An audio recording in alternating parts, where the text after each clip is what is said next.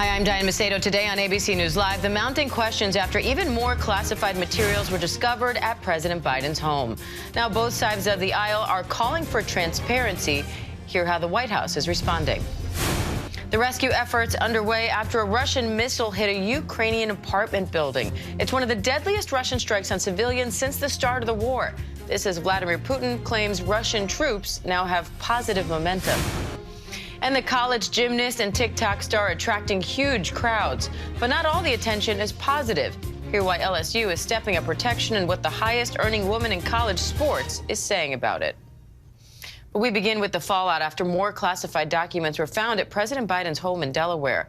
Now, the White House is facing criticism over a lack of transparency as the president insists he doesn't know what's in the documents. Senior White House correspondent Mary Bruce has the latest. Questions about President Biden's handling of classified information are growing. After news this weekend that even more classified material was discovered at his Delaware residence. The White House lawyer confirming he found 5 more pages of classified information last Thursday when he was working with the Justice Department to hand over a 1-page classified document found Wednesday. White House counsel Richard Sauber saying Biden's lawyers have acted immediately and voluntarily with Justice Department officials taking possession of all 6 pages. There's an ongoing process, and we have spoken when it is appropriate. Classified documents from Biden's time as vice president were first discovered at his private office in Washington in early November. But sources tell ABC News the documents discovered at Biden's Wilmington home, first in his garage in December and then in an adjacent room in January, were the tipping point for the Attorney General Merrick Garland to appoint a special counsel. Republicans who have shown little interest in investigating Donald Trump's handling of classified documents are now pouncing on the president. How many years has this vice president who's been in office for more than 40 years had these documents? Who's been in and out of there? The Republican chair of the House Oversight Committee is now requesting visitor logs for Biden's Delaware home. We just want equal treatment here with respect to how both former President Trump and current President Biden are being treated. Even Democrats are calling for a congressional probe. I still would like to see Congress do its own assessment of and receive an assessment from the intelligence community of whether there was an exposure to others of these documents, whether there was harm to national security in the case of either set of documents with either president. Now, the White House insists they are fully cooperating with the special counsel, and that is one of the key differences here. They say they are doing this by the book, working with investigators, unlike Donald Trump, who, of course, for months resisted turning over the hundreds of classified documents stored at Mar-a-Lago. Diane. All right, Mary Bruce, thank you. And ABC's Elizabeth Schulze joins me live now from the White House with more. Elizabeth, Republicans are demanding visitor logs for Biden's Delaware home from when he was a private citizen. Now, the White House counsel says there aren't any, or the office says that there aren't any. So do presidents usually have visitor logs for their private homes or vice presidents, even when they're not in office? Diane, the short answer, according to the White House, is no, that it's typical that presidents, vice presidents wouldn't have these visitor logs at their private residences, so they aren't able to provide logs for President Biden's homes in Delaware. What the White House says is instead they have visitor logs from here at the White House, that this is a tradition that they restored that actually went away under former President Trump. But when it comes to who is leaving and coming from those private homes, those don't exist. So that's going to be a little bit of a sticking point when it comes to these Republican investigations. The White House has really had to say that that's not something that we can provide. So what do we know about these 5 additional documents and how they were found? So what we know, Diane, is that the president's personal attorneys were searching President Biden's home in Wilmington, Delaware. This was part of an extensive search after finding those initial documents at the Penn Biden Center think tank here in D.C.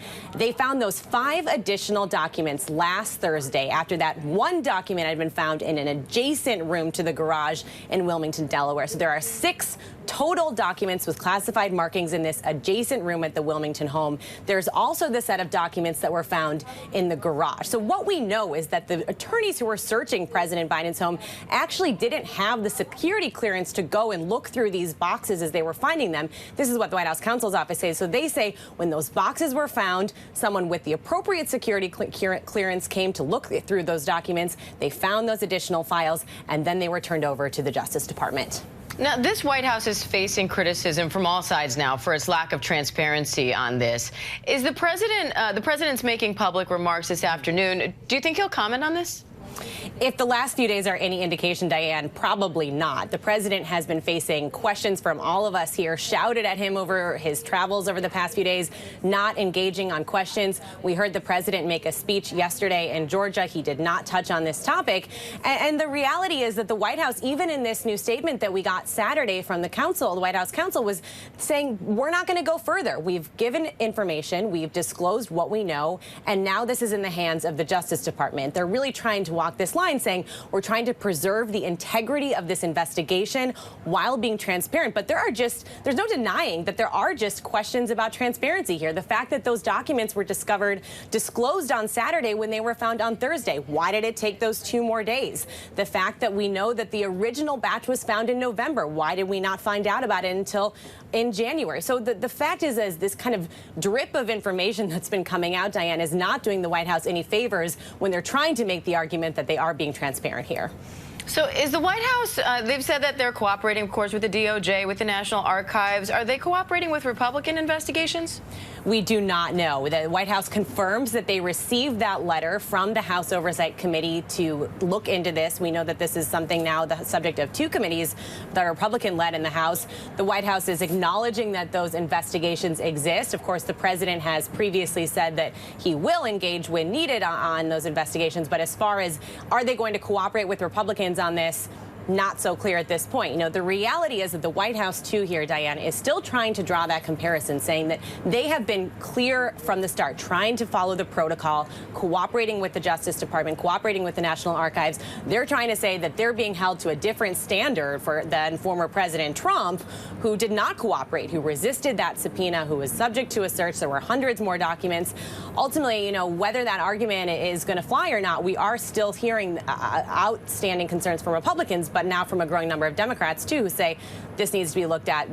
The reality is classified documents never should be stored outside of their rightful place. Diane. All right, Elizabeth Schelsey at the White House. Thank you. Thanks. And it's a national day of mourning in Nepal after a plane crash killed at least 68 people. The Yeti Airlines passenger jet was attempting to land at a newly opened airport. Now officials say search crews have found the black boxes and are trying to determine what caused the plane to go down. Foreign correspondent Britt Clennett is in Kathmandu, Nepal with the latest. The black boxes recovered. Searchers locating the cockpit voice recorder and flight data from this passenger plane that crashed into a gorge Sunday, killing at least 68 of the 72 people on board. The 2-engine ATR, operated by Nepal's Yeti Airlines, took off from the capital of Kathmandu for what was meant to be a half-hour flight. But just a mile or so before its intended landing, you can see the twin-turbo prop bank sharply in a clear blue sky, just moments before you hear a loud boom, then faint screams. The European-manufactured plane was 15 years old. According to the flight tracking website Flight Radar 24, its transponder failed to transmit reliable data. The last signal sent was received at 10:57 a.m., about 18 minutes after takeoff.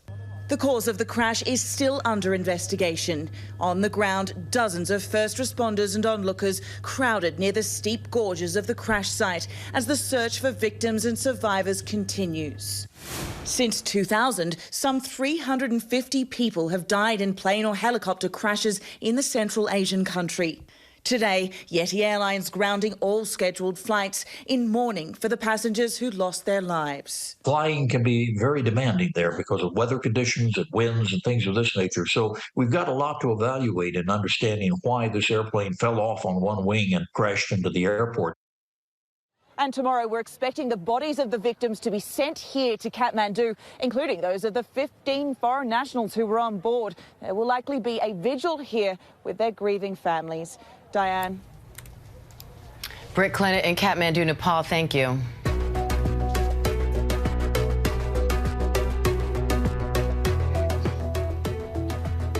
Ukrainian officials are calling it one of the worst attacks on Ukrainian civilians since the war started. Dozens are now dead, and the death toll is rising after a devastating missile strike on a Ukrainian apartment building. It comes as Russian President Vladimir Putin now claims his troops have positive momentum. Chief National Correspondent Matt Gutman is in Dnipro, Ukraine, with the latest. That pile continues to smolder, but hope of finding survivors is fading. Nearly a full day after a 38-foot missile obliterated this apartment block in Dnipro, rescuers digging this woman from the twisted concrete, cradling her in their arms, carrying her down the pile, and handing her to medics. The moment catching the breath of an entire nation fixated on that pile. The death toll from Saturday's strike rising to 40, 3 of them children. Over 70 wounded and dozens remain unaccounted for. It's now one of the deadliest Russian strikes on civilians since the start of the war. Crushed cars, garbage cans flung like they were little toys, and the smoke is so thick in the air, it's almost hard to breathe with it billowing. An army of rescuers and aid workers assembling, neighbors struggling with the loss. This woman, Tatiana, unable to hold back. The missile spraying shrapnel hundreds of yards and nearly 1,000 people like Yevgeny homeless. And as the blast turned his neighborhood into a moonscape, there was one thing he couldn't unhear. The most maybe scary was noises and voices of people. Screaming. Screaming. And this morning, bitter fighting continues in Ukraine's east, with Russia's Vladimir Putin on state media touting, quote, positive momentum in the ruined towns of Soledar and Bakhmut. Day on that fighting in the east, brutal. We're hearing of tens of thousands of casualties. This is World War I style trench warfare, gains measured in yards, not miles. Now, Ukraine hoping to break that stalemate, getting 14 main battle tanks from the UK. The first time that's happened in this war. You might have seen that dump truck. We're still at that missile site. You can see the grab cranes behind me, the other cranes with rescuers still on top. Hard to imagine, but where that sky is behind me was a 9-story building. Fortunately, this has now turned into a recovery operation, but I do want to give you a sense of the destructive power of that missile. Blasting shrapnel hundreds of yards, shattering almost every single window in this entire complex, Diane. All right, Matt Gutman in Dnipro, Ukraine, thank you. Coming up, the college gymnast and TikTok star attracting huge crowds. Why those crowds are now raising security concerns. Also ahead, the emotional night at the Critics' Choice Awards. We have the night's highlights and some big Hollywood comebacks when we come back.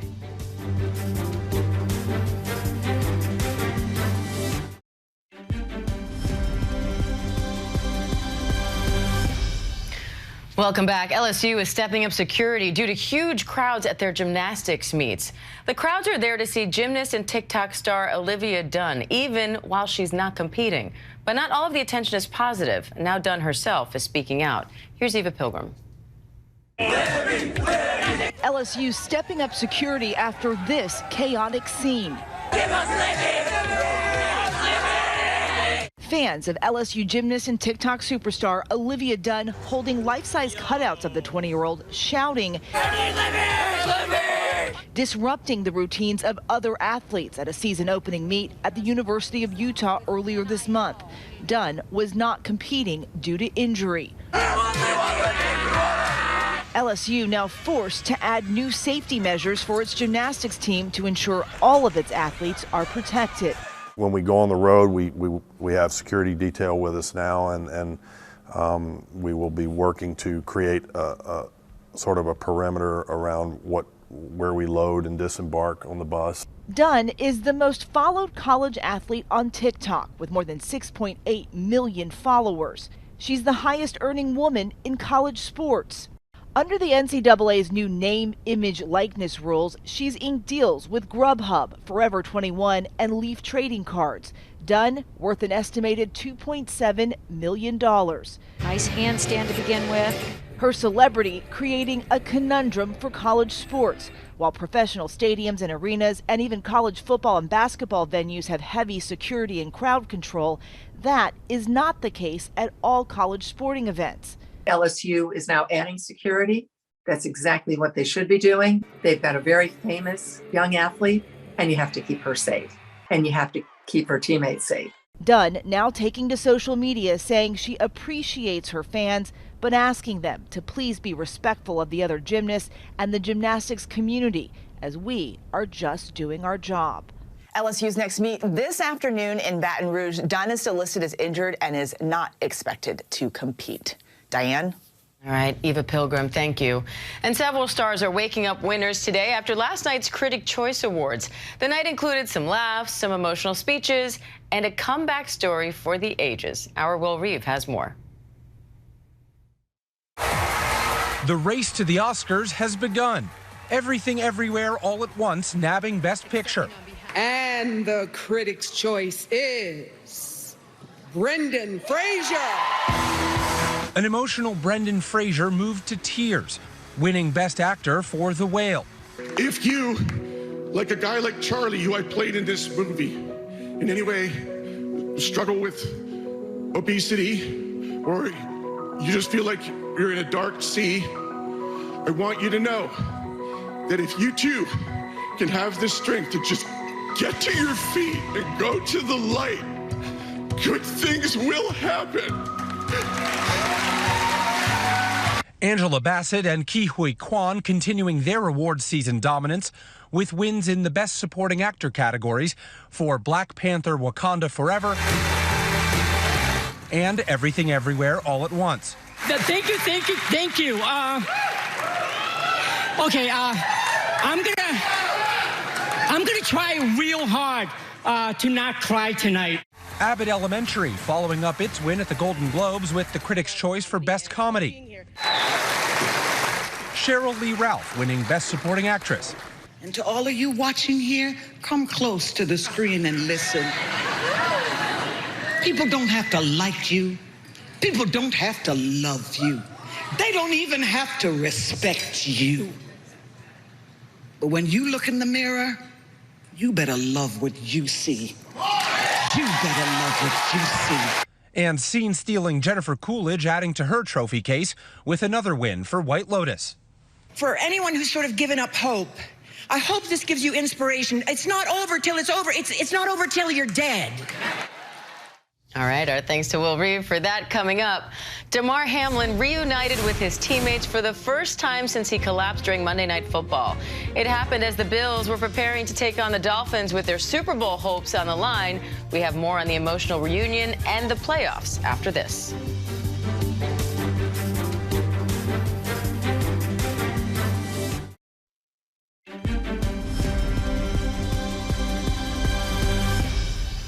Welcome back. Buffalo Bills safety Damar Hamlin was reunited with his team ahead of their wild card matchup with Miami on Sunday. Hamlin watched the game from home as his teammates won a nail-biter over the Dolphins to keep their Super Bowl hopes alive. ABC's Trevor Ault has the latest. On 1st and 10 to the end zone. Oh, it's Gabe Davis! The Buffalo Bills notching another win for number 3 after Damar Hamlin reunited with his teammates for the first time Saturday, seen at the Bills facility in this Instagram photo from linebacker Matt Milano. It brought smiles and happy tears to everybody in the building. There's a big line of guys ready to love up on him. I got my hug, though. I know that. Hamlin tweeted he was focusing on his recovery, celebrating his team's win from home Sunday. For the touchdown! The Bills heavy favorites against the Miami Dolphins, who were playing without quarterback Tua Tagovailoa. The Dolphins fought back from behind. And this game is tied. But the Bills played just well enough to advance. Buffalo is still here, and their best football might even be ahead of them. Now the Bills are set to face off against the Bengals once again after this fumble with the Ravens at the 1-yard line. Turned into a 98-yard touchdown for Cincinnati, sealing their victory. The last Bills and Bengals game was, of course, canceled after Damar Hamlin's cardiac arrest. The teams are ready for a rematch. I think now that everyone has the news that he's doing a lot better, it makes us all feel a lot better about playing football. The wild card weekend packing plenty of excitement. The San Francisco 49ers blowing out the Seattle Seahawks, and the Jacksonville Jaguars with a stunning 27-point comeback to beat the LA Chargers. And last night, the New York Giants upsetting the Minnesota Vikings. Barkley, what an effort, and he is in. Touchdown, New York. And we still have one more wild card round battle tonight, the Dallas Cowboys versus the Tampa Bay Buccaneers, and what could potentially once again be Tom Brady's final game in the NFL. Diane? All right, Trevor Ault, and that game is tonight at 8 Eastern on ABC and ESPN. Again, our thanks to Trevor and the team. Congrats to them. And I want to bring in ABC News contributor and USA Today columnist Christine Brennan for more on this. Christine, nice to see you. Damar Hamlin made his first appearance back at the Bills facility. What a moment. How significant do you think his presence is to both that team and the community? Very significant, Diane. To think that 14 days ago, 2 weeks ago, the Bills were preparing for that game. The injury hadn't even happened yet. The incident that horrified the nation and everyone being so concerned for so many days about Damar Hamlin, that's less than 2 weeks ago from right this moment. And to think he's been transferred from, of course, Cincinnati, the hospital there, did such a great job, to Buffalo and then home. And he visited with his teammates, as you reported on Saturday, did not go to the game Sunday, but watched and tweeted and Instagrammed about it. It's remarkable. And for sure, the Bills, this is a Cinderella story. They wanted to keep going. Now, they almost lost that game against a Miami team that was not expected to play well at all in Buffalo. So the Bills are going to have to up their game big time against the Bengals. They will be hosting the Bengals, so it is a rematch, but it's in a different location. It's not in Cincinnati, it's in Buffalo. Obviously, the Bills love playing at home. And that's a rematch because the last game was canceled due to Hamlin's injury. That's when it all happened. So how important is it that both of these teams can play this game now knowing that Damar Hamlin is out of the hospital and recovering at home? This is such a positive story. What it could have been. Of course, we were so concerned, the horrors of what could have happened. And to think of how the story has flipped 180 degrees to be such a positive, of course, thankfully, first and foremost, for Damar Hamlin, for this human being, 24 years old, his entire life ahead of him, whether he plays football or not. That, to me, that doesn't matter at all. He's alive and he seems to be okay and getting better. So, yes, now that he is okay, the storyline goes back to football. And boy, oh boy, did this nation want to embrace football again. I mean, the NFL, as we've talked many times, Diane, is our most popular league, TV ratings, whatever, through the roof. It is our national pastime. And with these games, so many of them interesting, so many young stars coming up, new names, new teams coming back into the playoff picture. The nation showed how much it loves football, and it was wonderful that love of football could be unleashed, that you didn't have to have in the back of your mind, oh my goodness, is Damar Hamlin okay? He is okay. And people could go back to cheering their teams and enjoying the games and thankfully not having to worry about this young man anymore. Meanwhile, Christine, the Dolphins were without their starting quarterback, Tua Tagovailoa, after he suffered another concussion on Christmas Day. Now, his previous injury had already forced the NFL to re-examine its protocol. So where does this leave the league and Tua's future in the NFL? It's a really good question. I was just looking this up, Diane, that he and Damar Hamlin, Tua and Damar Hamlin, were born 3 weeks apart in March of 1998. They're both so young. At 24 years old, they'll turn 25 this spring. And so the notion, Tua had 2 concussions that we know about this year. Earlier in the season, 2 incidents within 4 or 5 days. And then, of course, this one right around Christmas. I would be very worried for him. The reports are that he will come back, that he'll be cleared to play next year. Is that really what he wants and what everyone should want for him?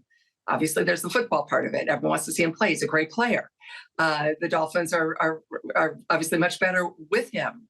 But the concerns for CTE and what we see when these football players become 50 and 60 years old and the issues that they've had, and of course the suicides, I mean, the tragedy, absolute tragedy, you have to wonder what the storyline will be for him and what the right decision will be for him. A lot of people watching that story very closely. Christine Brennan, thank you. Diane, thank you. And thank you at home for watching. I'm Diane Macedo. Do stay with us as ABC News Live continues with more news, context, and analysis. And on this Martin Luther King Day, here are some words from the civil rights leader himself.